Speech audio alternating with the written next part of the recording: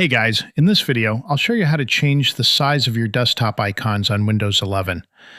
The simplest way is to right-click on any empty space on your desktop, then select View. Here you'll see three options: large icons, medium icons, and small icons. You'll also notice the keyboard shortcuts for these actions, which are Control-Shift-2, Control-Shift-3, and Control-Shift-4.